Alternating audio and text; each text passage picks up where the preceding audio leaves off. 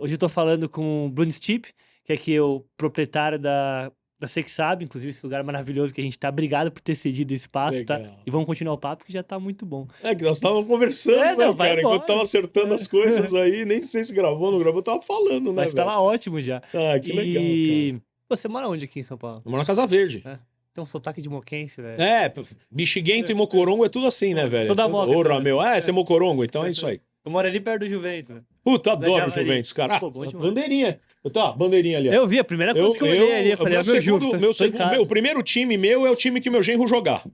Eu era corintiano e ele é base do Corinthians. Enquanto ele tava no Corinthians, eu continuei corintiano, porque um dos fundadores foi tio do meu avô. Sim. Dos italianos antes de fundarem o Palestra Itália. Mas o meu segundo time sempre foi Juventus. Sempre foi Juventus, sempre amei Juventus. Eu ia assistir pra dar risada da torcida, mas que eles iam atrás do goleiro, É o muito goleiro bom. trocava do lado, eles trocavam pra xingar a mãe do goleiro, a mulher do goleiro. Eu acho um barato, E velho. comer um canolezinho depois. Aquele canole que, puta, é ruim pra caralho. Não é ruim, é diferente, né? Não é o diferente. canole... Eu gosto porque... Não, é engraçado, não é ruim. Eu falei errado, perdão. Aquele canole autoral, vamos dizer assim. Porque eu gosto, porque aquele creme de confeiteiro do velho é uma delícia, mano, né? E eu ia comer a esfirra, tal. Sempre fui lá. Aqui depois que eu fudi a perna, não deu mais para ir. É foda. Mas eu adoro a Moca, cara. Gosto muito. É um bairro que eu bom gosto demais. muito. Moca é bom demais. Eu gosto muito dos 3 bairros de italianidade. Moca e Brás. Sim. Eu falo isso nas minhas aulas. Eu conto a história do porquê de italianidade nos bairros. Né? Porque eu sou professor universitário desde 93. E eu Você dá sempre aula do fui quê? muito estudioso, né? Eu dou aula de gastronomia, sempre, né? Mas a gastronomia tem muito a ver com geografia e história. Muito a ver. Quem não se. O cozinheiro que não entende história e geografia, ele nunca vai ser um grande cozinheiro. Ele vai ser reprodutor de receita. Porque você precisa conhecer a história. Se você não conhecer história e geografia, você não entende o princípio das receitas. Você não entende. Em qualquer país, em qualquer lugar no mundo, a história e a geografia é que fazem os pratos acontecerem e os porquês. Fato. Ponto.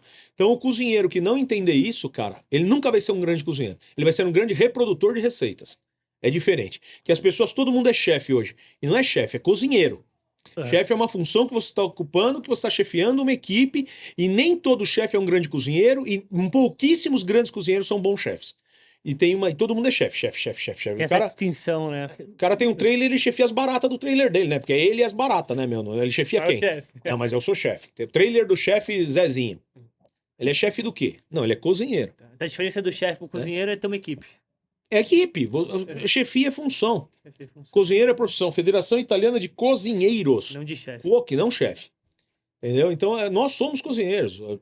Eu sou dono do restaurante, sócio junto, né? Já era sócio do meu pai antes dele morrer. Sim. Mas, quando os caras perguntam profissão, comerciante não é profissão. Né? Empresário não é profissão. Você não tem faculdade de empresário, você não tem faculdade de comerciante. Né? Ah, comércio exterior é uma outra coisa. Mas quando pergunta a minha profissão, põe lá cozinheiro. Os caras, pô, mas você não é dono? É outra coisa. Minha profissão, eu sou cozinheiro. Sim. É o que eu ponho. Os caras ficam me olhando assim. Mas é a realidade. É engraçado que eu tinha a impressão de que o chefe é o cozinheiro gourmetizado, vai. Tá errado. É a versão que as pessoas estão passando. Sim. É Mas isso é errado. Eu sou de fora. Isso é errado. Tanto que, assim, uma das maiores tretas minhas que eu tive com uma associação que existia é que eles queriam legalizar no ministério, em Brasília, a profissão de chefe. E eu fui terminantemente contra. Falei, vocês estão equivocados. Eu tinha muita força política na época, com o ministro, com o presidente da República, eu cozinhava para ele semanalmente, na época, o presidente, e aí eu falei, ó, tá errado isso, tá errado. Vocês vão dar um nome que tá errado. Então, assim, chefe de equipe é profissão. Médico, chefe de equipe de coração, ele é o quê? Ele é médico. Ele é chefe da equipe de operação, mas ele é médico. Chefe é hierarquia. O chefe é hierarquia, chefe é função, é cargo. Cargo de chefia, função de chefia.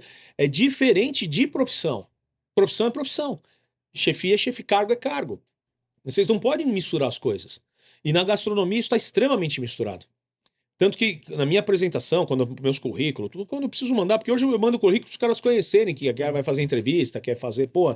Aí você manda um currículo resumido, meu currículo tem 8 páginas, né? Vou te falar que mesmo resumido era muita coisa. Então, e eu resumi, esse é o meu resumido, assim, que eu pus coisas que eu acho que é importante para um profissional. Sim. Né? E tá ali, mas assim, eu ponho no final simplesmente um cozinheiro, né? Porque eu sou um cozinheiro. Tudo que eu alcancei no mundo, cara, com cozinha. Caramba. Cozinhando para as pessoas. Isso não é chefiando a equipe, é cozinhando para as pessoas, é fazendo um prato. entendeu? Então eu dei aula em 23 países, cozinhei em 42 países. Assim, cara, tudo que eu conquistei, cara, foi cozinhando para pessoas. E a pessoa comia a minha comida e falava, cara, comida diferente, comida gostosa, comida legal. E ia conquistando as pessoas e abrindo portas. Você comentou um pouco de, pô, um cozinheiro ele tem que saber um pouco de história, tem que saber um pouco de geografia, porque, pelo que eu entendi, os pratos, eles acontecem por causa de algum motivo histórico. Então, por Exatamente. exemplo, eu posso dar um exemplo da feijoada, que ela surgiu por causa, né, dos escravos, das comidas que eles tinham acesso, fizeram um mexidão ali e virou a Isso aí, feijoada. é isso aí. Então, todo bom Uma cozinheiro é um necessidade. historiador também. Exatamente, uma necessidade. Você tem que entender a porpeta, cara. A porpeta. Aham. Eu digo sempre que um grande cozinheiro. Porque o grande cozinheiro não é o cozinheiro famoso. Não é o cozinheiro de um restaurante chique. Não é o cozinheiro de um restaurante estrelado. Não, o grande cozinheiro é o cara que faz com perfeição um arroz e feijão. Comida de boteco, cara, para mim, alta gastronomia. Foi a minha briga com outras associações que existiam, e quando eu trouxe a Federação do Brasil, eu lutava em quê? Em abrir as portas da federação para todos aqueles que querem aprender e evoluir. Porque para mim, você comer uma coxinha bem feita, cara, é a coisa mais difícil do mundo. Hoje você comeu uma coxinha bem feita. Hoje tá tudo moído na máquina, você come um bofe dentro da coxinha. Não, isso não é coxinha. Negócio Coxinha, industrial, né? não, esquece, cara. É. Aí já deixou de ser arte. A coxinha é o franguinho cozido, aquele franguinho desfiado, aquele caldo aquele brodo, aquele caldo que cozinhou o frango com os pedacinhos de osso, aquele caldo ser a base da massa da coxinha. Você entendeu? Então você fazer uma coxinha, você fazer um croquete de carne, você fazer um quibe, velho, você fazer um quibe de boteco, eu tô falando, não é o Sim, quibe sim, da alta aham. cozinha árabe, né? Não desrespeitando, pelo amor de Deus, mas quibe é uma coisa que tá em todos os bares hoje. Então você fazer um torresmo, cara, um pururucão bem feito, pra mim é uma grande cozinha. Então, infelizmente, a glamourização da nossa profissão, da nossa função, ela, ao mesmo tempo que é legal, porque traz gente, mostra uma profissão que as pessoas antigamente discriminavam, né? Eu brinco e falo que eu fui motoqueiro, fui harleiro 30 anos, né? E cozinheiro, eu fui registrado em cozinha em 1983, mas com 9 anos de idade, eu já tinha 13 anos de idade, 12 para 13, mas com 9 anos eu já trabalhava em cozinha, mas oficialmente vamos falar de 83 para frente. Sim. Eu ia pra escola, cara, e eu era ridicularizado, porque eu era cozinheiro, né? Tinha até um Tinha um preconceito, estigma da profissão, um então. estigma que diziam que cozinheiro era tudo homossexual, tal, aquela coisa, era um estigma, inclusive, né? Que todo chefe era mimimi, né, meu? Uhum. Então existia um motoqueiro era escória, cara. Eu fui uma vez pegar uma menina, era amiga de escola mesmo, não tinha nada, a Aham. gente ia ver um cinema. Eu fui pegar ela, eu moro na Casa Verde até hoje, tem um pedaço da Casa Verde que é um pedaço de gente de muita grana, chama Jardim São Bento. E eu fui pegar ela, eu parei com uma motinha, eu tinha 16 anos de idade, eu já tinha uma Motovi, que eu tinha comprado com a minha grana Aham. trabalhando. Eu fui pegar ela, parei com a jaquetinha de couro na porta do portão, apertei a campainha, veio o pai dela, nunca mais esqueci esse estereótipo. Cara com camisa polo, bolso faca de jogador de tênis e tal. Eu, Faria pois live. não. Falei, eu vim buscar lá Larissa. Falei, ela é minha amiga tal, a gente vai no cinema. Ele falou, quem é você? Eu falei, sou amigo dela da escola. Essa moto é sua, assim, senhor? Você faz o que da vida, moleque? Eu falei, eu sou cozinheiro no restaurante do meu pai. Ele meteu a mão na porta, assim. Por Deus, o portão tá trancado, que ele vinha pra cima de mim. Você é cozinheiro! Você é motoqueiro, quer pegar minha filha pra sair? Cara, eu subi na motinha, saí correndo, É. entendeu? Pra não brigar com o cara. Então, hoje, você ser raleiro é coxinha, né, mano? Hoje é, pá, É cool, raleiro. né? É Descolado. cool, uma jaqueta da Harley tá 10 pau, entendeu, cara? Eu tenho um monte jogado lá em casa, quando ninguém dava nada. Se eu vender, eu acho que eu vou ficar numa boa, troco de carro, mano, É, entendeu? item de colecionador. Então, cara, e aí, assim, meu, eu era cozinheiro da época que isso era escória. Hoje é chefe, né, meu? Tudo chique. Então, ao mesmo tempo que a glamorização, ela traz novos olhos, ela traz intenções. Ah, eu quero ser cozinheiro, eu quero ser igual, eu quero ser chefe, né? Eu quero fazer a faculdade, eu vou ser chefe. O cara sai da faculdade e já ele não é chefe de nada. Entendeu? Eu dou sempre esse exemplo, eu dou vários exemplos. Por exemplo, as pessoas têm mania de falar que a cozinha dá aquela enrolada, dá aquela atrapalhada. Pai, eu falo, o chefe é uma bosta. Desculpa, meu. Se a tua cozinha tá pegando fogo e tá desorganizada, você é uma porcaria de profissional. O cara que tá comandando não tá comandando Desculpa, direito. lindo. Me responde uma coisa. Se é chefe. Aí eu digo, você é chefe de uma equipe de medicina, de cirurgia. Se a sua equipe se perde no meio da cirurgia, o que acontece com o paciente? Já era. Já era. Se você é chefe de bombeiro, você é um oficial, você tá lá, você é chefe de bombeiro. Uhum. Se a sua equipe se desespera na hora do incêndio, o que acontece? Morrem eles também. Você é chefe, você é um oficial aí, ou você é um sargentão, você é chefe de uma brigada de polícia numa troca de tiro, numa ação de emergência, você tem que descer, resolver a situação. Se você não é capacitado, o que acontece? Um massacre e morre um monte de gente inocente. Por que os outros profissionais têm que treinar, tem que estar se habilitando, e chefe acha que é legal, pô, minha cozinha nadou. Cara, desculpa, você é uma porcaria de chefe. Você não formou a sua equipe correto. A sua equipe não está preparada para administrar a pauleira do teu restaurante. Como se precisasse ter um perrengue. Desculpa, cara, desculpa.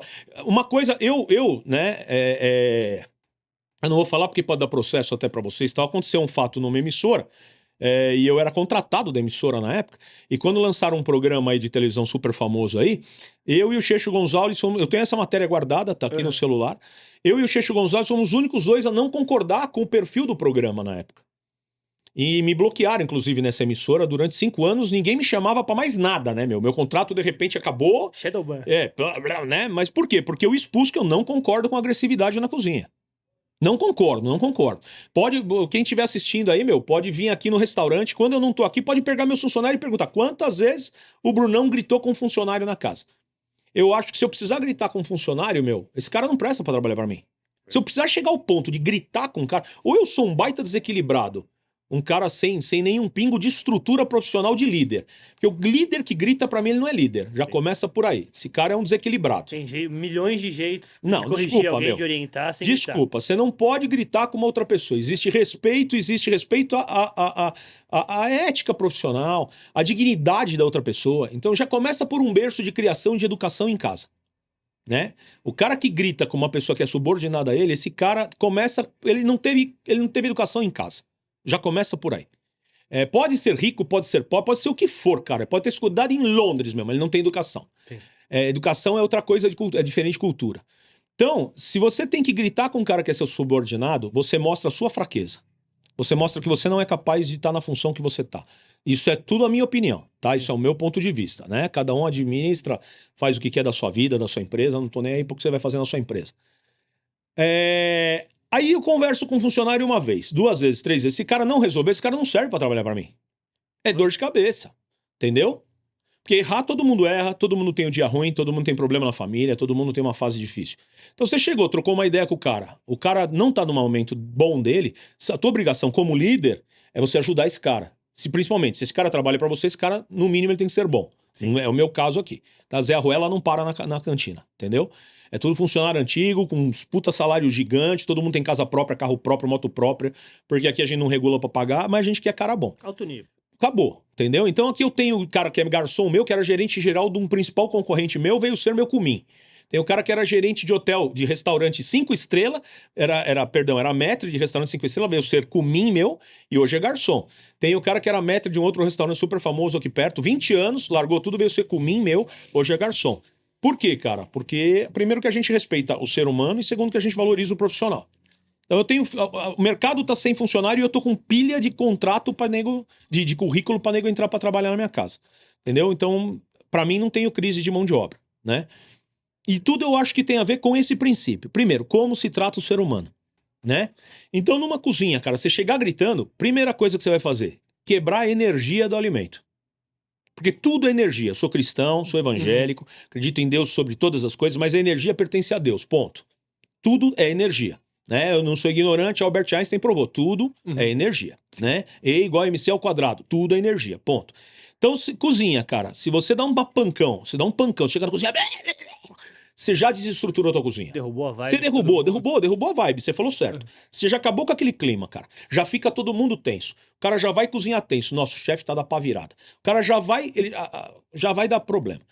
Então, outra coisa. Se você desrespeita um cara na cozinha, os outros, você é chefe, cara. Você é o cara que tá acima. Eles vão se unir no impacto de receber aquele coice.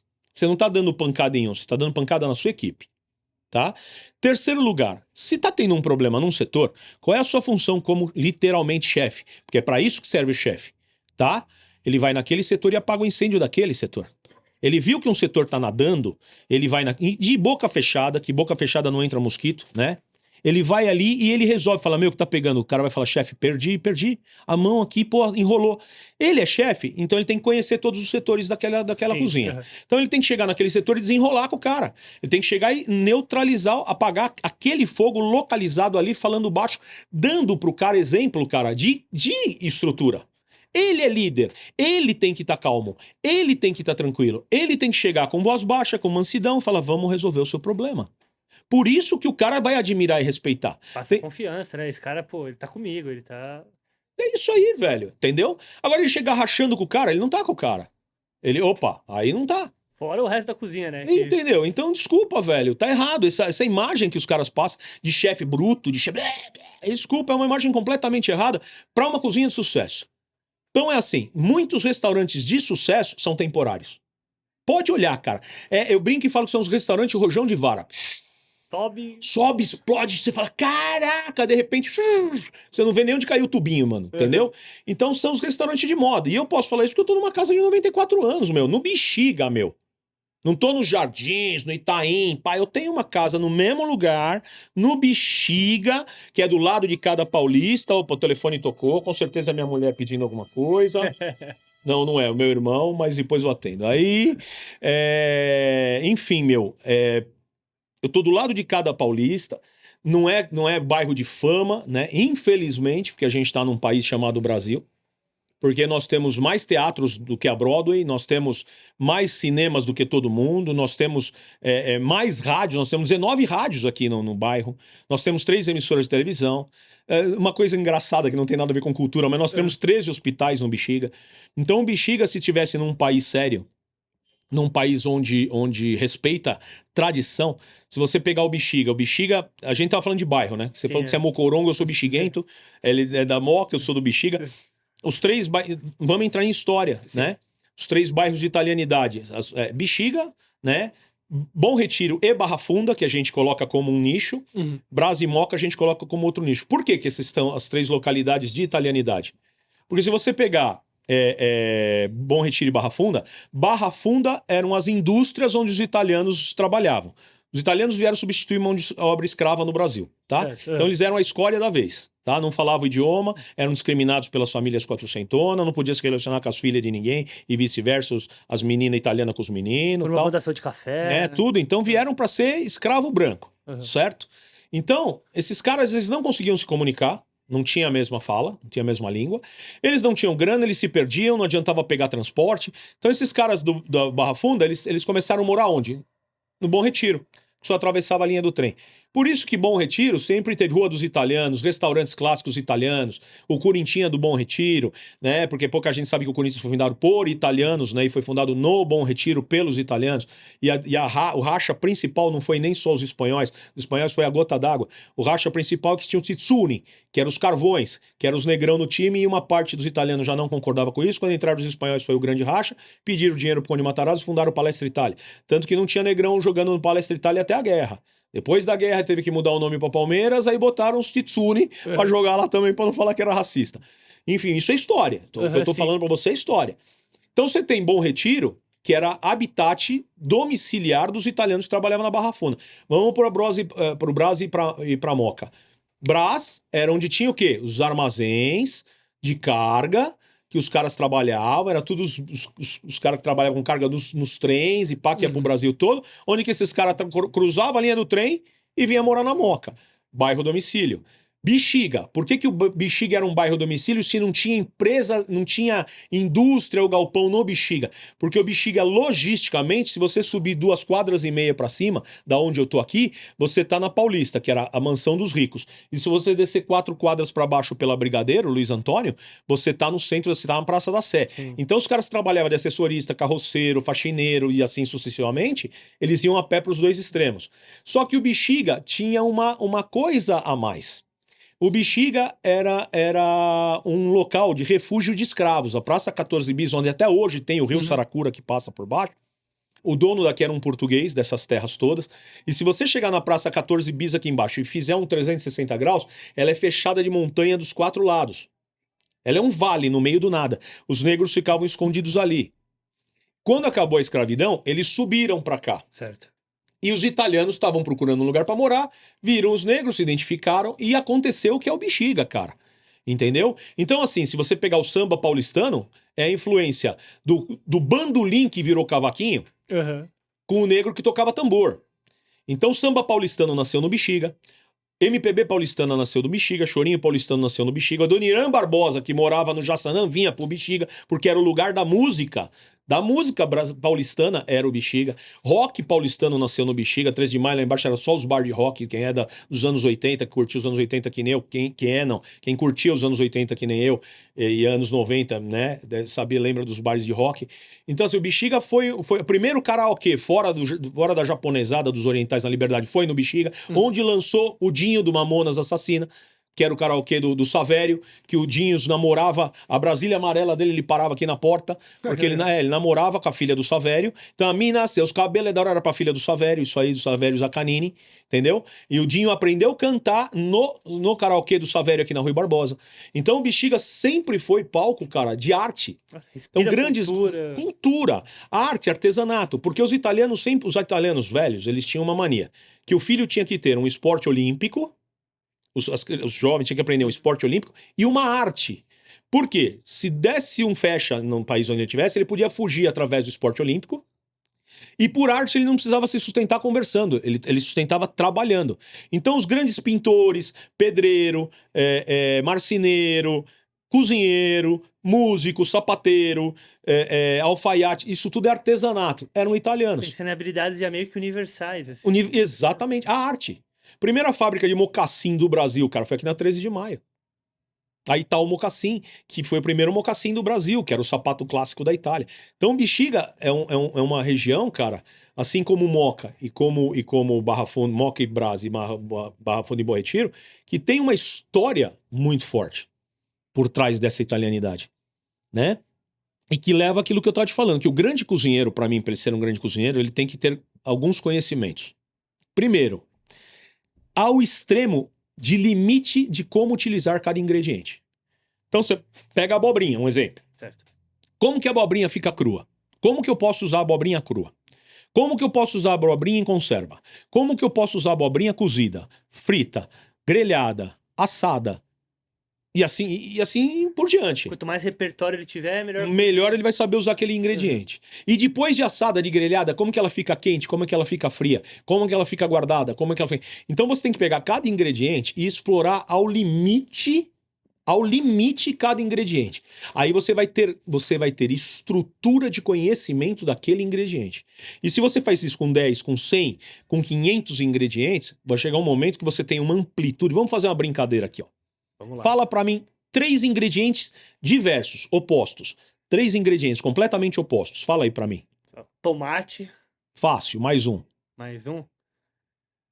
Pode falar coisa difícil, não precisa alisar, não. Pô, você tá... Não, dá 3 ideias de você. é o desafio mesmo. Fala aí, fala 3 coisas aí. Tomate. Produção, e aí? Fala aí, fala uma outra coisa difícil aí. Como? Putz, Polvo. bico, mano. Mais Cara, um aí, faz mais um ingrediente, louco. Batata.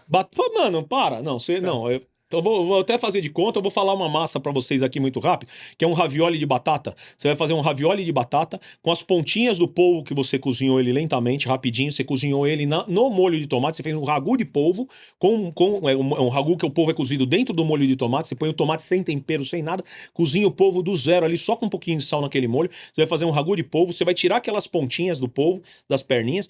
Você vai. Essas pontinhas você vai amassar com batata cozida, só com sal e um pouquinho de pimenta do reino.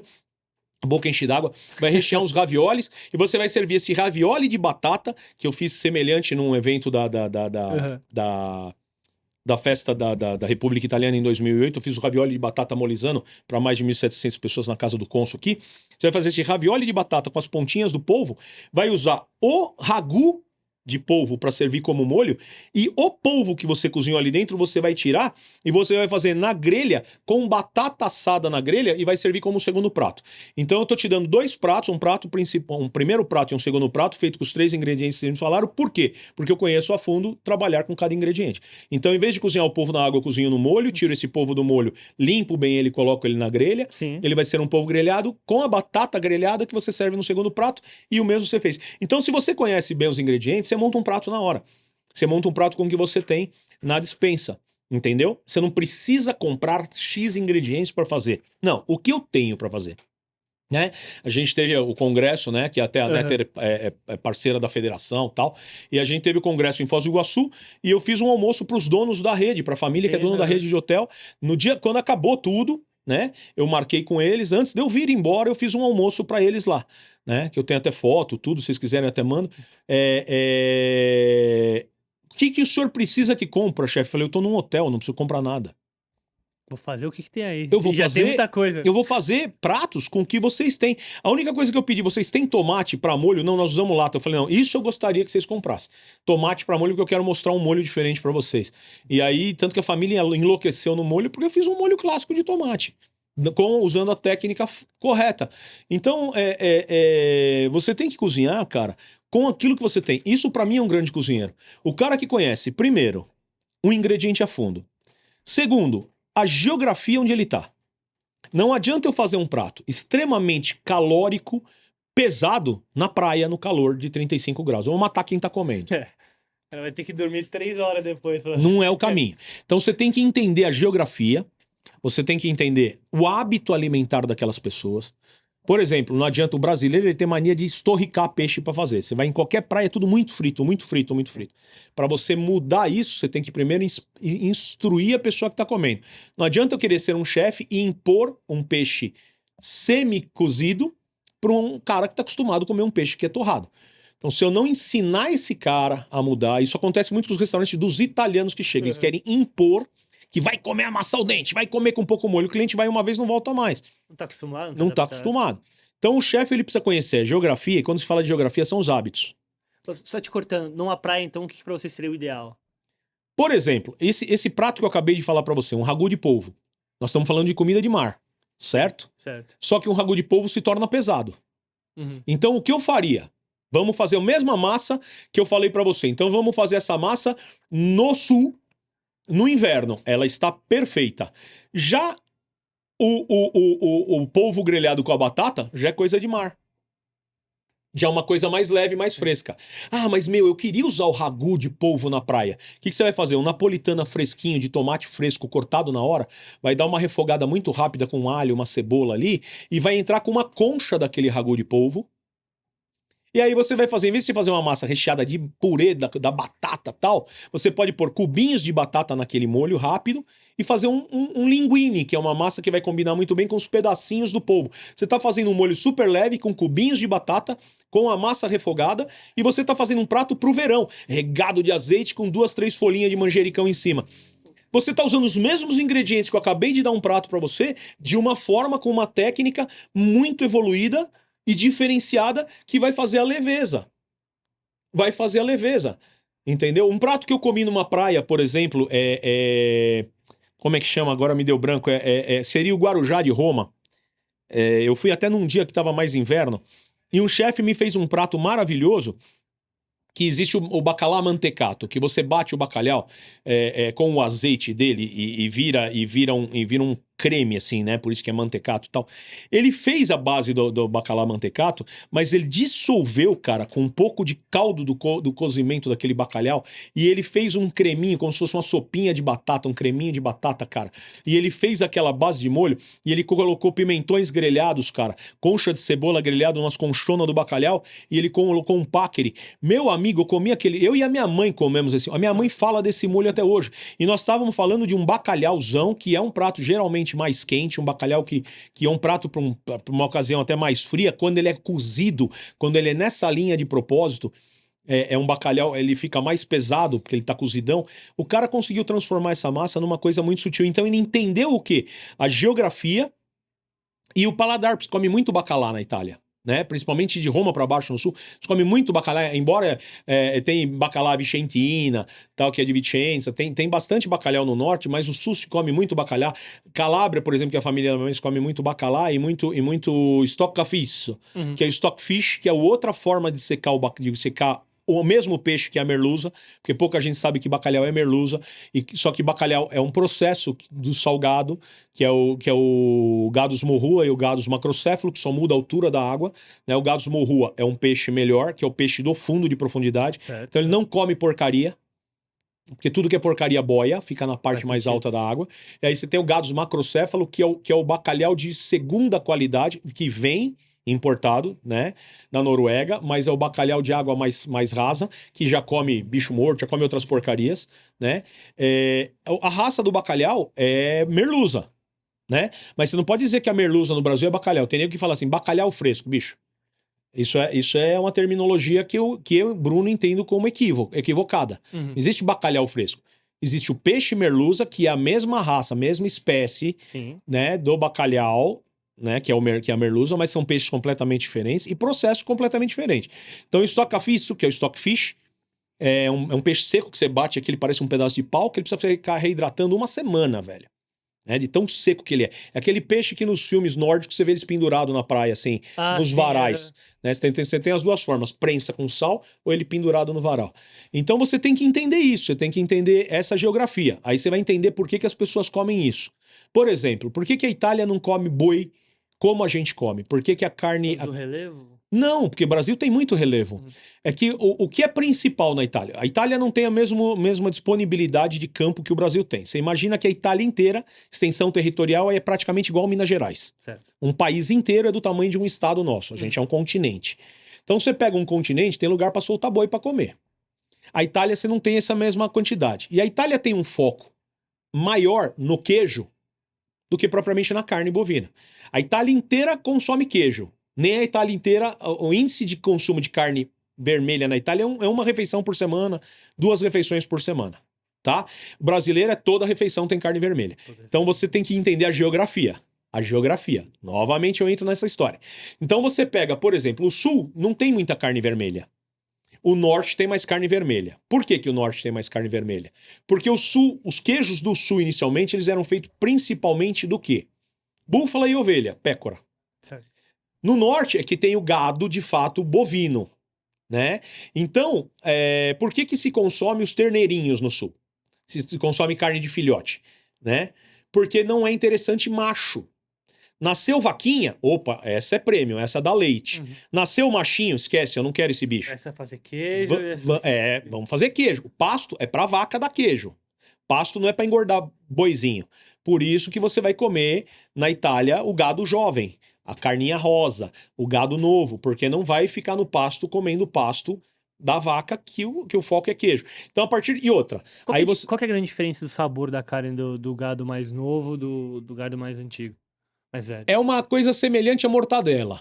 Tá. Se você pegar as mortadelas feitas no Brasil, você pega, por exemplo, a mortadela. Hoje, eu vou falar a marca, não tem problema falar a marca? Vai embora. Você pega a Cerati. Cerati é uma marca que eu amo da mortadela brasileira, mas você pega a Cerati feita aqui e você pega uma Cerati, acho que é Giovanella, não sei. Tem uma marca que tá vindo da Itália pra Cerati. Põe as duas, você vai entender o que é Brasil e Itália. As duas são vendidas pela Cerati. Só que você vai comer uma mortadela que é feita para paladar brasileiro e uma mortadela que é feita para paladar italiano. Além dela ser mais clara, a italiana ela é muito mais suave, muito mais sutil. O italiano na boca, ele sutilizou. Ele é muito mais leve. É menos sal, menos tempero, menos carga. Quando eu fui, eu percebi uma diferença no doce. Eu achei o doce muito menos doce. Porque o açúcar é diferente. Nosso açúcar é de cana-de-açúcar, É de e o açúcar da Itália é de beterraba. A potência de adoçar deles é a metade. O doce melado da Europa é o português, nossa herança. Entendi. Você vai para Portugal, os doces são doce mesmo, igual o Brasil, que é a herança do brasileiro. Quem introduziu doce no Brasil foram os portugueses e os italianos foram se adaptando até pelo açúcar brasileiro ser um açúcar de muito mais potência da cana-de-açúcar, né? E a Itália, o próprio açúcar tem muito menos potência por ser um açúcar de beterraba. Novamente a gente entra em geografia. Aí você mistura um terceiro fator nessa brincadeira, mano, que é a história. Que aí é o chefe, que é o que eu falo, tem que ter história. Por que na Itália, por que Toscana se faz o pão sem sal? E até hoje se faz o pão sem sal. Porque se você entender a história, a maior parte dos soldados romanos, eles iam porque ter sal em casa era luxo. Então eles iam pra guerra, cara. Era até moeda de troca uma época. Fazia parte do salário. Uhum. Sal era salário. Tanto se você vai hoje nas lojas da Itália que você vai comprar um cigarro, tem uma plaquinha azul escrito Sale e Tabacchi. E o símbolo do governo. Não vende mais sal naquela lojinha. Mas até hoje a regra é imposto altíssimo para sal e para tabaco. O imposto altíssimo continua para tabaco, não mais para o sal. Mas era coisa de gente com grana. Sal era coisa de gente com grana. Então os soldados romanos, eles eram elitizados. Eles tinham sal na casa deles. Eles davam sal para a mulher, para os filhos, eles davam sal. Então vinha parte de pagamento, era sal. Então você começa a entender que o pão toscano até hoje ele não tem sal por causa de uma situação geográfica. Aí você pega, por exemplo, uma Itália pobre, o norte da Itália pobre até a Segunda Guerra Mundial e o sul rico, depois da Segunda Guerra Mundial isso inverteu. Então você começa a entender geografia junto com história, norte, queijos mais fortes, carne bovina, sul, queijos mais leves, carne de búfala é muito pouca a carne, mas se come mais ovelha, mais cordeiro e muito mais peixe. A proteína principal do sul é o peixe e os frutos do mar, diferente da proteína do miolo do norte, que não tinha acesso a mar. Então você começa a fazer o consumo de produto pela geografia das regiões. Por que que ali se come uma coisa mais... Por que que o norte tem coisa mais concentrada?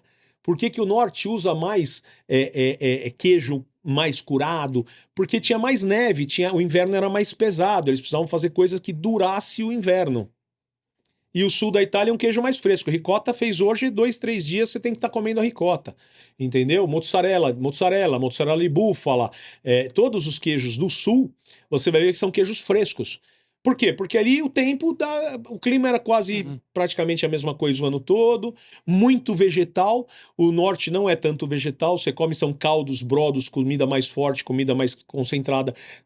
Tinha o quê? Carote, uma cenoura, uma outra coisa que fazia o sofrito no norte da Itália. O sul da Itália você tem muita berinjela, muito pimentão, entendeu? Muita zucchina, muita coisa. E aí você também entende geografia. Se você for partir desse princípio, o tomate não é italiano, berinjela não é italiano, abobrinha não é italiano, cabrito não é italiano, cordeiro não é italiano. Quem trouxe doce com queijo? Nem um macarrão italiano. Aí existe uma grande disputa, porque muito antes de Marco Polo pensar em nascer, velho, acho que o pai dele ainda estava nos ovos do avô ainda, velho, entendeu? Do bisavô na história. A Sicília já tinha a litria, que os árabes já tinham trazido de invasões, que já tinha a massa que dá origem ao espaguete. Essa história você já tem na Sicília. Mas você entra, até porque o espaguete não é o corte oriental. O corte oriental é quadradinho. Ele é quadrado. Ele não é o espaguete, tá? Então você tem, se você pegar a litria dos pratos árabes, ele já é redondinho e fininho.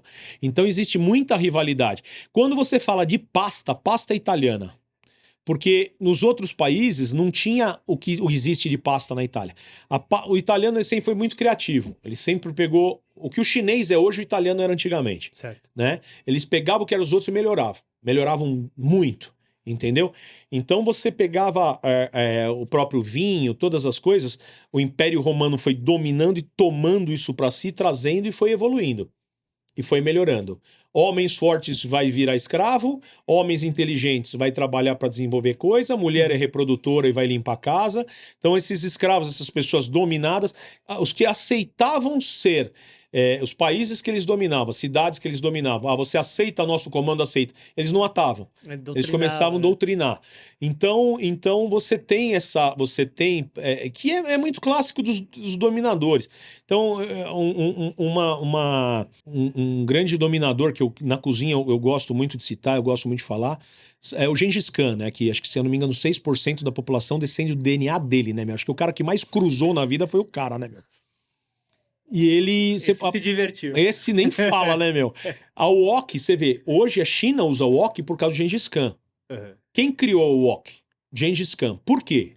Não sei se foi ele, mas foi o exército dele. Tá. Foram os mongóis. Por quê? Porque eles eram em grande número e não tinham de cozinhar. Então eles pegavam os escudos dele, porque eles também foram os primeiros a criar o escudo oval. Todos os escudos antes, os filmes te mostram, era tudo escudo reto. Tá. O escudo reto absorve o impacto. O escudo oval repele o impacto. Bate a flecha, ou o que será arremessado, aquilo desvia. E eram maiores, né? Que aí os vikings vieram a ter isso, né? Mas eu tenho certeza que veio desses caras, né? Você pega esses escudos redondos dele, eles cozinhavam com isso e foram as primeiras wok. Entendeu? Os chineses entenderam aquilo como um processo de cozinha e virou a wok que o mundo conhece hoje. Então existem várias evoluções que são adaptações. Qual é o melhor aço? O alemão? Muita gente fala que o melhor aço é o alemão. Mas a melhor forja não é alemã.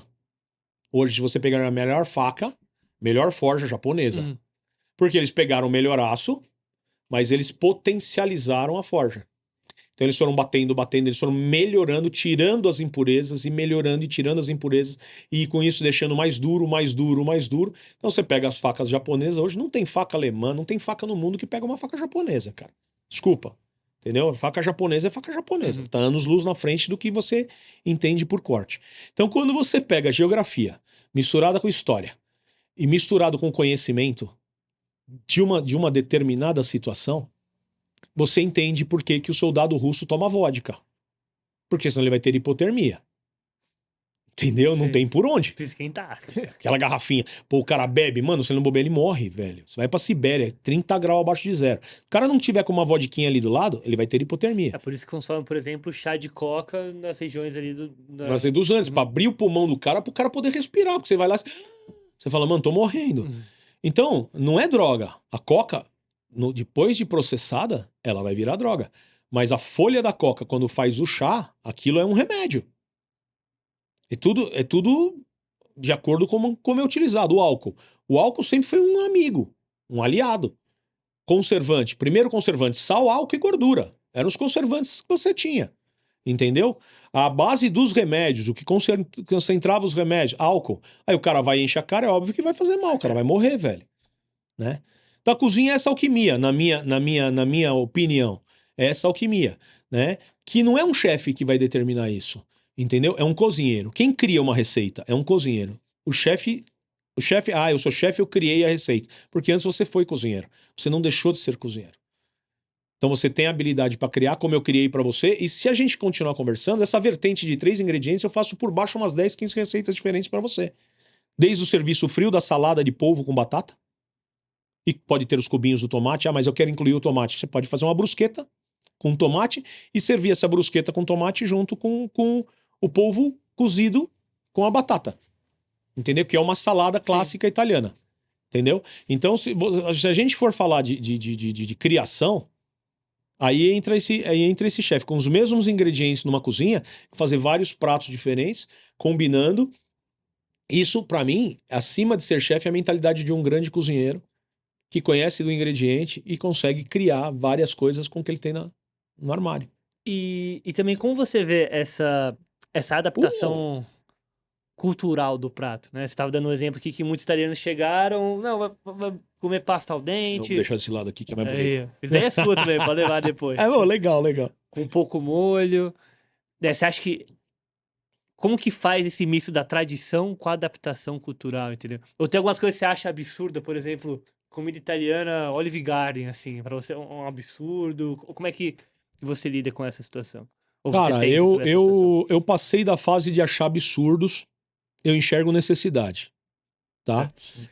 Eu acho ridículo um cozinheiro, né, um chefe, que vai num lugar que é mais simples e começa a julgar aquilo que ele tá comendo. Primeira coisa que a pessoa tem que ter esse mancol, é de entender o lugar que ele tá comendo. Se ele tá num restaurante 5 estrelas, num estrelado, é o contrário, tá? Eu conheço muitos caras que onde vão eles criticam, ele vai no estrelado, nossa, e eu como, falo, mas que merda. Você achou isso bom e você achou aquilo ruim? Eu sou o primeiro a contrastar, eu sou muito polêmico, com amigos mesmo. Amigos muito próximos. Eu dou essas nos caras, eu falo, mano, para, você foi num lugar que a comida tava boa, você achou pelo em ovo. Agora você tá aqui, porque esse chefe é famoso, você tá falando que essa comida é boa, essa comida tá uma merda. E eu não vou falar pro garçom, não vou falar pra... Eu não falo, eu não reclamo. Eu sou o pior cliente que alguém pode ter na vida.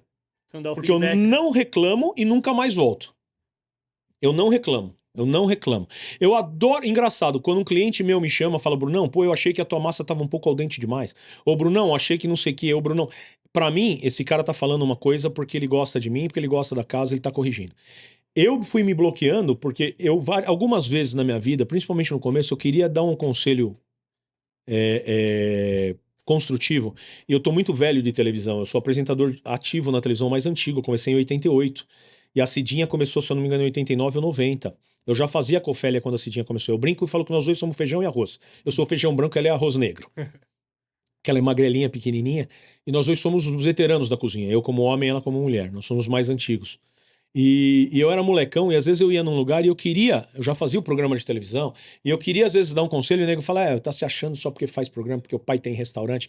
Eu ouvi tanto isso, assim, de nego Sim. fochicando atrás, que eu falei, por que que eu tô querendo ajudar quem não quer ser ajudado? E isso me criou um bloqueio, uma barreira em mim mesmo. Então eu não corrijo ninguém. Mas quando eu tô na mesa com alguém, eu falo o que eu tô sentindo, né? Recentemente eu tive num evento muito grande, muito importante, de suma importância, que pra mim a gastronomia ali ela ficou bem aquém do que eu esperava pra um evento daquele. De verdade. Se eu comi duas coisas no contexto todo que tava muito legal, eu posso te dizer que foi muito. O restante pra mim tava muito aquém. Uhum. Que se eu for comer hoje, por exemplo, num sujinho, eu vou comer coisas melhores do que eu comi num mega evento. Então eu acho que hoje o psicológico tá afetando muito o verdadeiro sentido da coisa, tá? Então estão endeusando muita gente e as pessoas já vão. Ah, aqui é maravilhoso porque o cara fez. Não, não é porque o cara fez que vai ser maravilhoso. Não é porque eu sou chefe, você que sabe que a minha comida vai estar perfeita. Eu luto por isso, mas não é por isso que vai estar perfeito. Então, e tem lugares simples que às vezes a gente vai, o cara deu tudo, deu sangue dele ali, ele fez de fato o melhor que ele podia fazer com aquela cozinha, e as pessoas julgam com óleo superior, com óleos superiores. Você tem que entender a estrutura de uma cozinha. Você vai num restaurante pequeno, de um chefe que tem uma estrutura até de 0 a 100, ele tem uma estrutura 10, 20, não tem como ele te entregar um resultado 100. É um restaurante simples, cara, que tem uma estrutura simples. Vamos dar um exemplo. Um prato lavado à mão, se ele não for muito bem esterilizado depois, ele vai vir com. Provavelmente vai ter uma gordurinha, provavelmente vai ter uma coisa diferente do cara que tem a condição de ter um produto desse, cara, que o prato já sai esterilizado, quente e seco. Você passa a mão nele, ele tá áspero. Então o prato já saiu esterilizado e seco e limpo da gordura. Mas não é todo mundo que, de repente, que tá começando, que vai ter estrutura para comprar um equipamento desse. Não é todo mundo que vai ter estrutura, por exemplo, de fazer um cozimento de massa num forno combinado, que nem eu faço. Minha massa aqui não vai em imersão. E eu destrincho aqui 1,3 toneladas, 1,5 toneladas de farinha por mês, com massa feita à mão, artesanal. Só tem uma pasta aqui que é o penne, que não é feito aqui, que é italiano, numa empresa que eu sou chefe. Todas as outras massas são feitas artesanalmente, fechada à mão. Meus capeletes são fechados à mão. E é tudo cozido numa câmara de vapor, num forno a 100 graus. E eu tiro e essa massa a 100 graus ela é levada para uma batidora de temperatura, que no Brasil chama ultracongelador, que eu tenho antes de Brasil conhecer, eu já tinha os abatidores que eu já trazia da Itália. E eu boto essa massa ali em 4 minutos, em 6 minutos a minha massa cozinhou e ultragelou. E ela sai a 3 graus, 2 graus. E eu estanquei completamente todo o sistema de bacterização. E você come minha massa vai ter al dente. Diferente do controle de um cara que tem que tirar de uma água, que tem que colocar numa bacia com gelo, que tem que interromper o cozimento, que tem que fazer todo um processo, e aí já pega a bacterização, porque toda a água que ela vai vir, se ela não for muito bem fervida, e não é todo mundo que vai ferver a água para pôr o gelo, ela vai ter contaminação. Então não adianta você julgar, cara. Hoje as pessoas julgam muito. E Deus fala, com a mesma forma que você julga os outros, você vai ser julgado. Então, as pessoas que estão assistindo aqui, eu peço encarecidamente, para de julgar, velho. Para de julgar. Vai e come. Pô, eu tenho umas frases aqui do corredor que fala bem claramente sobre a importância, por exemplo, do vinho. Porque em 2007 eu me concluí meu curso de sommelier internacional na Itália. Então eu sou sommelier, beer sommelier, hidrosommelier, assaggiatore de óleo, assaggiatore de salmão, assaggiatore de formaggio, assaggiatore de sale. Por que que eu fiz esse curso? Porque eu quero conhecer o que eu faço. Quero conhecer meu alimento. Então em 2007 eu me formei sommelier e eu fiz um texto que tá aqui que eu falei, para de julgar o vinho. O vinho é mais um momento, porque o enochato hoje é insuportável. Este vinho, cara, toma o vinho, velho. Você tem vinho de mesa, você tem vinho de 20 reais a garrafa, você tem vinho de 20 milhões. Gera até um distanciamento, né? O cara que quer começar a tomar vinho fala, eu não, vou ter que aprender um monte de coisa. Para, cara, meu, entendeu? Eu tenho vinho que eu gosto, que você vai falar, você tá brincando. Vinho de Colônia do Sul, cara, que é até meio docinho, e é vinho de uva. Mas os caras botam um teor de açúcar, eu adoro pegar aquele vinho e meter soda limonada dentro. Aquilo é uma delícia. Eu vou deixar de tomar aquele vinho porque é um colono que fez do lado da fazenda do meu sogro. É o cara que eu vi o cara pisando na uva, velho. Aí não é o vinho igual é um vinho chileno, um vinho uruguaio. Nós estamos falando da fronteira com a Argentina, a fazenda do meu sogro. Não tô falando dos vinhos de lá. Eu vou deixar de tomar aquele vinho, mas nem lascado, mano. Vou deixar de comer aquele queijo furadinho, porque tá cheio de clorifórmio, porque o furinho no queijo é clorifórmio e tal, bactéria e tal. Eu vou deixar de comer aquele queijo. Meu sogro come há 300 anos, não morreu. Minha sogra come há 500 anos, não morreu, velho. Eu vou chegar e falar, não vou comer esse queijo porque esse queijo tem bactéria. Você não vai ser esse cara. Eu não sou esse cara, mano. Então eu vou comer o salame do colono, eu vou entender aquele salame como um salame do colono. Eu vou comer aquele queijo furadinho, eu vou entender aquele queijo furadinho como um queijo do colono. Eu vou tomar um vinho do colono, eu vou entender aquele vinho como um vinho do colono. Eu vou comer num restaurante fora de São Paulo, eu vou entender que aquele restaurante é um restaurante fora de São Paulo. Eu tô dentro de São Paulo, na capital, pra mim é a capital mundial da gastronomia. Desculpa, pode falar de Nova York. Eu fui pra tudo quanto é capital de gastronomia, eu já fui. São Paulo é incrível. Por que bate em Nova York? Cara, Nova York tem comida muito boa, muito boa. Mas Nova York não tem a variedade gastronômica das mesmas opções que São Paulo tem, cara.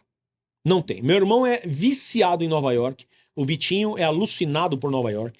O Vitinho fez um roteiro gastronômico comigo em Nova York, porque eu ando pouco por causa da próstata da minha perna. Inclusive, eu tava num processo muito pesado na época de joelho, de tudo. Eu andei muito pouco, né? A gente almoçava, jantava, fazia lanche, café da manhã. Meu, foi uma viagem de encher a pança, velho. Uhum.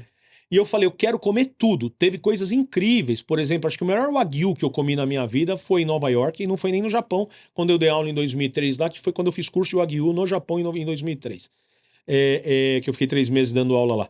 Cara, eu comi um wagyu num restaurante lá, na Quinta Avenida, acho que 3º andar, 4º andar. Era um restaurante num edifício. Meu, eu não lembro se era o estilo de churrascaria coreana, não lembro se era coreano, se era só asiático, mas aquele wagyu tava divino, cara. Divino, eu falei, nossa, que sensacional. Se eu puder falar pra você que as duas coisas que eu gostaria de voltar pra Nova York pra comer, seria esse wagyu e um cachorro quente que eu comi numa estação final de trem que tem uma praia, que é o cachorro quente mais antigo, mais clássico, lá o Vitor lembra. Cara, eu comi 4 cachorro quente. Nunca comi um cachorro quente igual aquele na vida. Tirando isso, se eu for explicar pra você, os restaurantes italianos full que eu fui, cara. Os populares, os chiquérrimos, bababá. Falei, mano, desculpa, em São Paulo eu como comida mais italiana e nos pontos mais certos de cozimento, de menos acidez, de menos industrialização de lata do que eu comi em Nova York, é verdade. Então, assim, super, hiper idealizam situações. Aquilo é maravilhoso. Nego vai no centro histórico de Roma. Eu tive um restaurante durante 17 anos, 52 anos de história. Eu fui sócio nos últimos 17 anos, que hoje foi vendido para chinês. E você chega no restaurante que era nosso calabrês, o mais calabrês mais famoso de Roma. Você chega lá, tá restaurante romano. Os donos são chineses, não tem um italiano trabalhando. Os garçons são tudo romeno, né, que fala italiano fluente. Na cozinha é tudo nego de olho puxado, falando ralha. Não tem um italiano lá. O turista vai, ai, que comida maravilhosa. Porque ele tá no centro de Roma. É italiano. É italiano. Não, cara. É um pré-conceito. Se cria esse pré-conceito e se endeusa coisas que não são verdadeiras na cozinha. Não são. Um dos melhores nhoque, meu irmão. Você vai dar risada do que eu vou falar pra você. Um dos melhores nhoque com molho de frango. Aquela coisa clássica de boteco. A boca encheu d'água. O que eu comi na minha vida foi num boteco, velho, na Moca, perto da oficina do Jafa, da autoelétrica, que eu sempre levei meus carros no Jafa, lá na autoelétrica, pra consertar meus pau velho. Meu, e os caras me indicaram, vai lá que o cara cozinhou num restaurante italiano.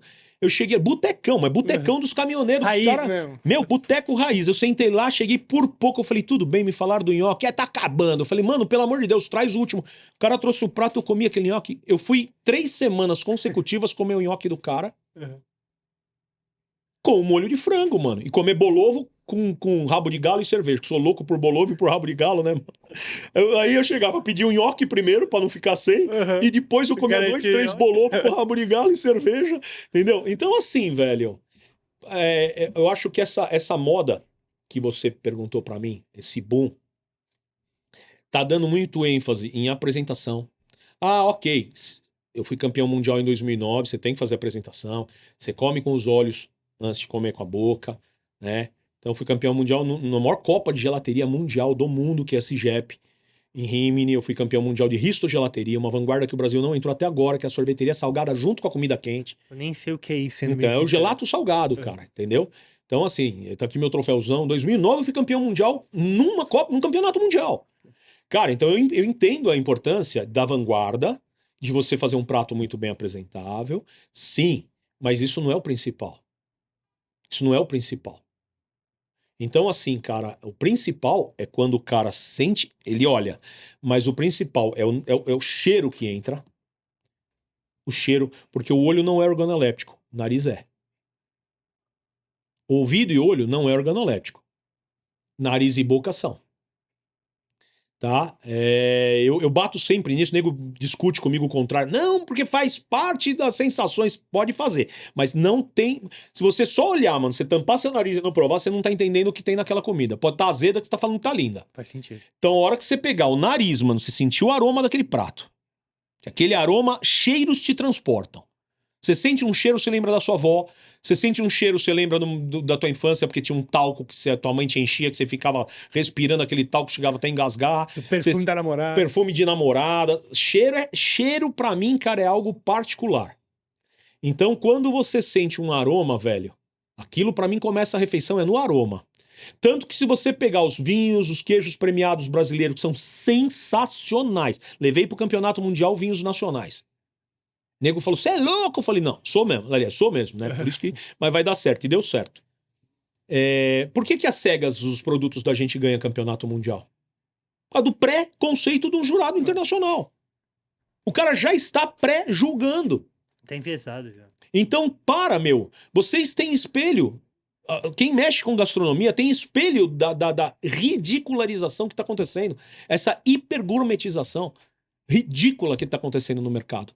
Hoje, e eu posso falar isso porque eu bato tanto na tecla isso há mais de 20 anos, acho que há uns 30 anos eu bato nessa tecla, cara, que hoje tá voltando à moda. Eu vejo nessas maquininhas loucas aqui, velho, nego falando, cara, de uma coisa que eu falava na época, que era que a atenção, o carinho com o cliente, o prato de família, o prato que te dá recordação, era mais importante que a alta gastronomia. Se vocês com certeza seguem as coisas, vocês estão vendo que tem um monte de chefe falando que isso é a tendência.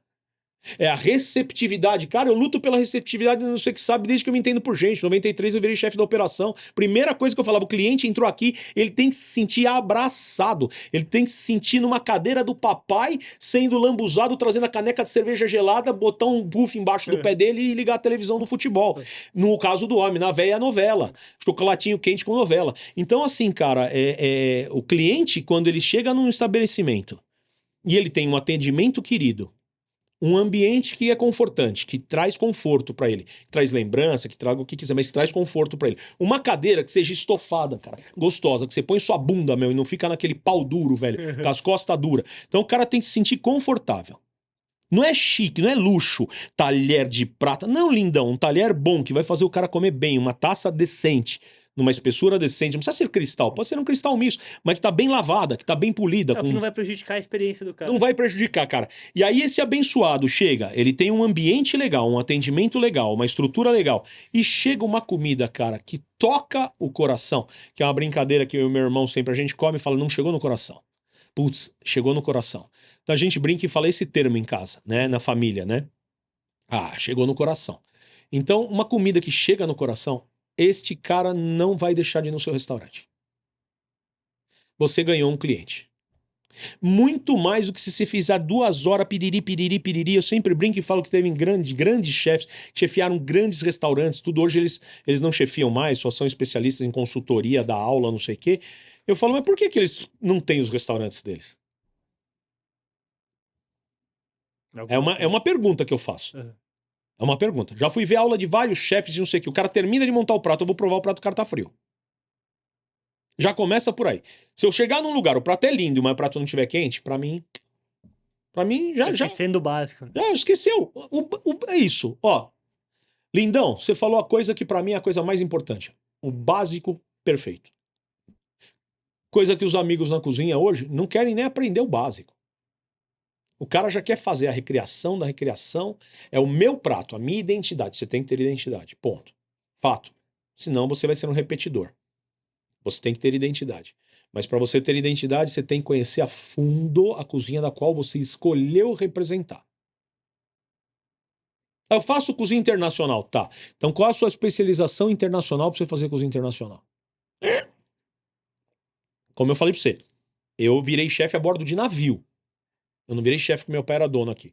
Eu fui cozinhar no Eugênio Costa, depois eu fui cozinhar no Costa Riviera, virei chefe, depois eu entrei pra federação. Então eu fui primeiro, eu fui conhecer. Hoje eu tenho um currículo de ter cozinhado em 42 países. Através de aula, de consultoria, de cozinhar sendo chamado, de passear e acabar caindo num lugar, pô, faz comida pra nós, vou chamar meus amigos. Cozinhei em 42 países.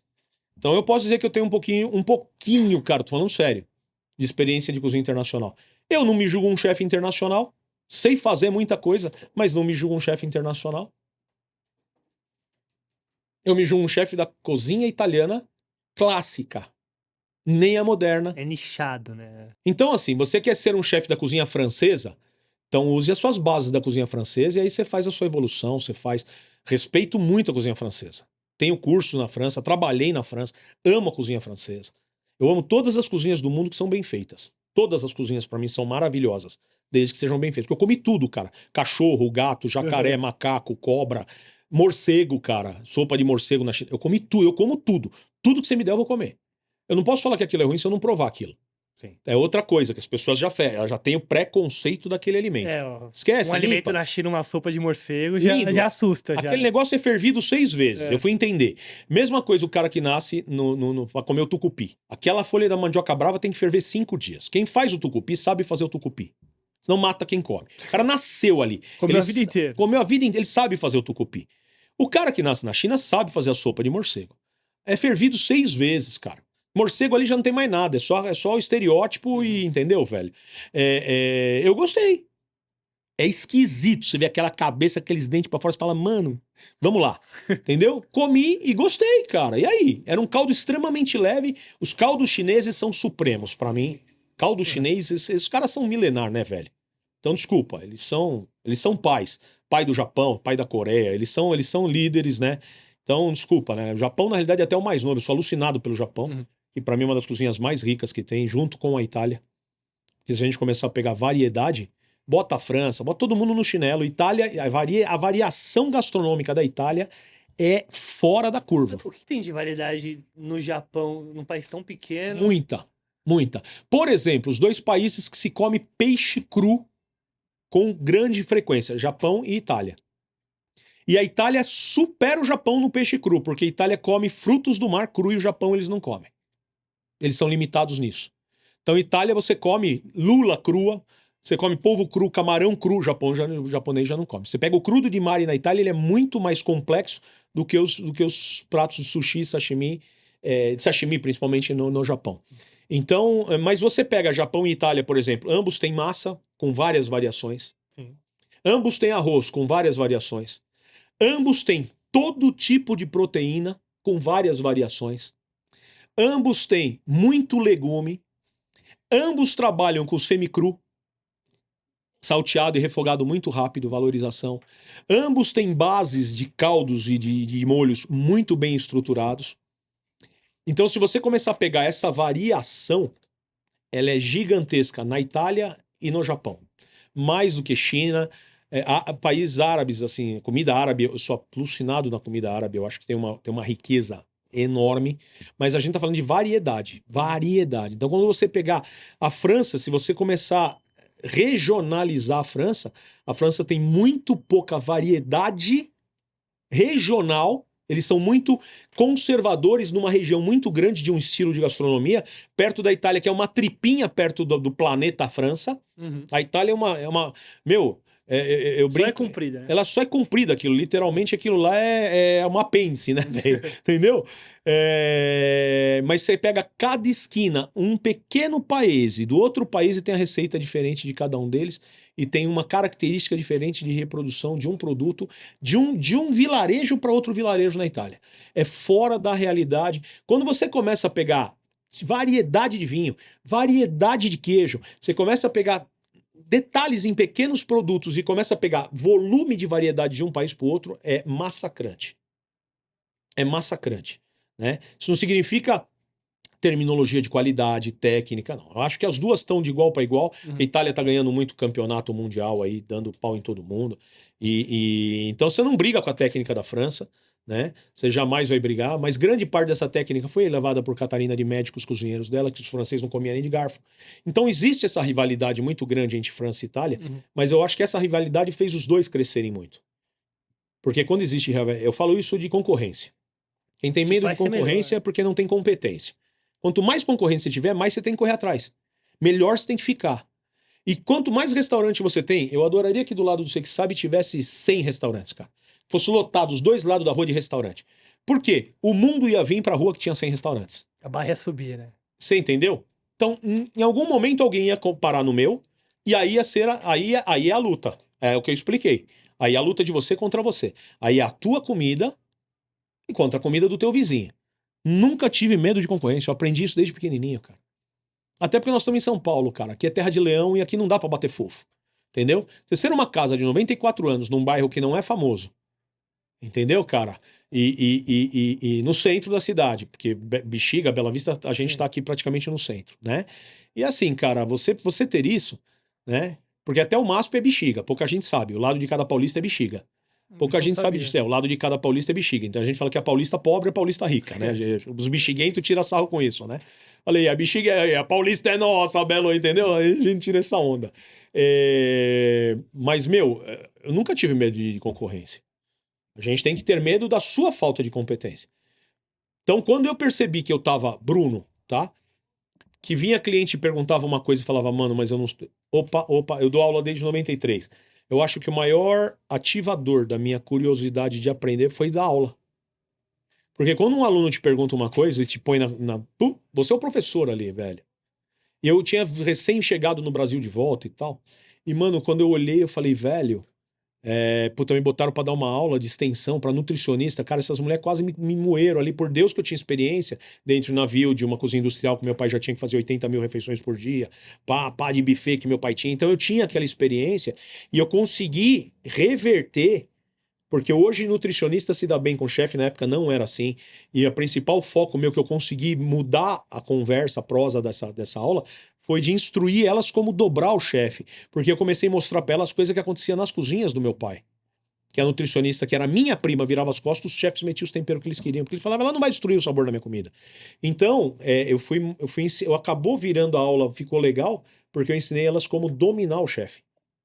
Dominar no bom sentido, como conquistar o chefe. Conseguir lidar com ele. Chefe, o senhor me ajuda, eu não posso perder emprego. Pô, vamos tentar mudar uma coisinha. Eu não posso tirar o tempero do senhor. Então, comunicação. Comunicação. Não adianta bater de frente. Volta aquilo que a gente falou no começo do papo da gente. A partir do momento que você rachou de frente, rachou tudo. Se a partir do momento que você chega de mansinho e vai integralizando, você fecha. Você fecha. Aí o cara vai começar a brigar para que teu produto dê certo. Essa nutricionista é minha, é meu peixe. Comida tem que ser do jeito que eu quero. Eu não quero outra aqui. Entendeu? Um exemplo, claro. Nós temos um associado que eu tenho admiração, foi meu professor, Rubem Brignardello. Ele é o Senior Executive Chef da Sodexo para América do Sul. Esse cara aposentou já faz tempo, só que a Embraer, que o vice-presidente executivo é meu cliente, meu amigo, puta brother, Antônio, a Embraer falou com a Sodexo, se tirar o Rubem, a gente para o contrato. As nutricionistas da Embraer falaram, não podemos perder o chefe Rubem. O Rubem já tá caquético, velho. Já anda, daqui a pouco ele tá com andador dentro da porra da cozinha. Não, velho, ele tá velho, mano. Eu amo ele, é meu irmão. O Rubens anda já lascado. Só que é o seguinte, ele não pode deixar de estar ali. Porque as meninas entenderam, o Rubem entendeu. E deu essa liga, né? Deu liga. Isso é fundamental dentro de uma cozinha, velho. Não, bacana demais, Brunão. Papo bom, muito bom. Aprendi muito de história, de cozinha. Cara, tem mais alguma coisa que você queria deixar pra gente encerrar? Velho, é assim, ó. É um pouco jargão, mas é uma coisa que eu falo. É um jargão meu, porque eu sempre falei isso, tá? Minha avó, eu tinha 9 anos de idade.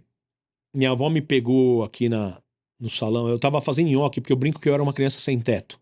Porque os amiguinhos davam 5 horas da tarde, as mães chamavam pra casa pra tomar banho, lavar o joelho, as cracas do meio do dedo, né? E pra jantar e fazer lição. E eu brinco que eu falo que eu não tinha casa, porque a gente tava trabalhando.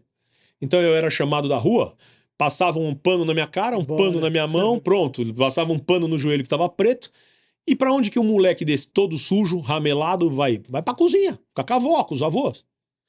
E eu ia pra dentro da cozinha ficar com os meus avós, velho. E aí elas limpavam minha mão, vem enrolar massa, vem fazer massinha, vem fazer macarrão, vem fazer. E eu, nessa brincadeira, eu nunca mais esqueci, eu tava fazendo nhoque com a minha avó. E eu tinha 9 para 10 anos de idade, e eu tava fazendo nhoque, e ela tava com o aventazão preto, grande, toda suja de farinha, que a minha avó era grandona, os mãozão dela desse tamanho, porque tudo era sovado na mão. E um cliente chamou a Dona Rosa. Quem que fez essa lasanha? Foi a Dona Rosa, tal, a mãe do dono, tal, que é o chefe. Chama ela aqui. Eu nunca mais esqueci, a minha avó foi batendo a farinha, assim, quanto mais ela tentava tirar a sujeira, mais ela sujava, tal. E ela desceu, ela falando, ai filho, será que ele não gostou da comida? Ela tava tensa, porque ela achou que o cliente não tinha gostado. A hora que ele chegou na mesa, ela chegou na mesa, ele tava sentado, ela em pé aqui, ele falou assim, a senhora que é a Mama Rosa? Ela falou, sou. Foi a senhora que fez essa lasanha? Ela falou, foi filho, por que tá ruim? Ele desceu da cadeira, ajoelhou, pegou a mão dela, ela tentou tirar, ele puxou, ele deu um beijo e falou, obrigado. A senhora me lembrou a minha avó. Há muito tempo eu não comia uma comida que me trazia esse calor, a saudade da minha avó de volta. E ela, desculpa, eu achei que você não tinha gostado. E aí ele falou, não, eu só tenho que agradecer a senhora e dizer que a senhora matou a minha saudade da minha avó e que eu vou vir muito aqui comer a sua lasanha. E aí a gente voltou, ela falou, ainda bem, né, filho? Eu achei que ele não tinha gostado. E aí eu virei pra ela, porque a minha avó era uma pessoa abençoada. Os meus avós eram, todos eles. Eu falo que a gente que pode mexer com comida e ganhar vida vendendo comida, nós somos abençoados. Porque a gente ganha dinheiro dando vida para as pessoas, dando alegria para as pessoas. A gente não é juiz, delegado que vive das desgraças, né? A gente dá vida, né? E isso é uma coisa boa pra gente, né? E aí a gente tava subindo, eu falei pra ela, vó, por que as pessoas quando comem a sua comida, elas se transportam, né? A comida da senhora é diferente. Ela falou, filha, vovó vai te ensinar uma coisa. Comida feita com as mãos alimenta o corpo, mas feita com o coração alimenta a alma. Aquilo virou o meu norte. O meu norte. Eu não seria feliz, cara, fazendo comida mimimi. Comida pra revista elogiar, pra ganhar prêmio. Minha parede é lotada de certificado e eu tenho mais umas 3 vezes isso guardado na minha casa, velho. Eu ponho porque o brasileiro acredita naquilo que ele vê. Nada disso que eu tenho aqui, nenhum título, nada meu serviria se você comesse a minha comida e você não gostasse. Uma alegria que eu tive, velho, a hora que eu entrei aqui, vocês falaram, pô, comi muito bem. Comemos mesmo. Esse foi, velho, o maior presente. Esse é o maior presente que eu ganho. Quando um cliente meu senta na minha mesa e ele sai e fala, pô, Brunão, tava legal. Puta, que delícia, cara. Uma vez sentado aqui, um cliente virou e falou assim, se existisse o Deus da massa, seria Bruno Stipe. Cara, eu comecei a chorar no corredor. Minha mulher tava do lado. Então isso pra mim, cara, é o maior reconhecimento da minha vida. Você perguntar, você é feliz? Eu não sou feliz, eu sou pleno. Eu sou um cara realizado. Eu tenho uma família maravilhosa, uma esposa maravilhosa, a minha mãe que trabalha todo dia comigo. Me dou muito bem com meu irmão, com a minha cunhada. Amo os meus sobrinhos de loucura. Meu filho e minha filha são 2 bênçãos. Meu genro e minha nora são bênçãos. Meus funcionários, quando eu entro no meu restaurante, eles me beijam. Meus clientes são meus amigos. Eu não sou rico, cara, de grana. Eu vivo como rico porque Deus me proporciona uma qualidade de vida extrema. Mas chega no fim da semana, minha grana tá curta no banco, eu recebo semanalmente aqui. Mas eu sou milionário, velho. Porque eu sou um cara feliz. Eu sou realizado. Eu faço o que eu gosto. O que eu gosto, meu filho hoje é o chefe da cozinha. Então eu já passei o bastão pro meu filho. Eu dei aula pro meu filho é a 6ª geração de homens cozinheiros. Então, encerrando isso, o que eu vou dizer pra vocês? O que é a minha vida? Fazer com amor. Fazer o que gosta. Não pra provar nada pra ninguém. Nenhum cozinheiro, nenhum dono de restaurante, cara, tem que provar nada pra ninguém. Ele tem que provar pra ele tem que fazer o que ele gosta. Quando eu não... É muito engraçado falar isso, né? Parece que é desrespeito. Não é. eu não me preocupo com poucas reclamações. Se uma pessoa reclamou, 2 pessoas reclamou daquele prato em um mês, pelo fluxo de gente que eu tenho, que num sábado eu faço 1.200, 1.300 pessoas aqui, cara, aquela reclamação, não me entenda mal. Eu tô sempre aqui, eu tô sempre com os clientes, tô no corredor, falando tchau, seja bem-vindo, recebendo um a um, e todo mundo, meu, que maravilhoso, que sensacional, que putz, olha, pá, pá, pá, pá, pá, pá, pá, pá, pá. O termômetro é o meu cliente, o termômetro chinês é prato vazio. Faça com amor, faça pra você, não faça pros outros, não faça pros outros.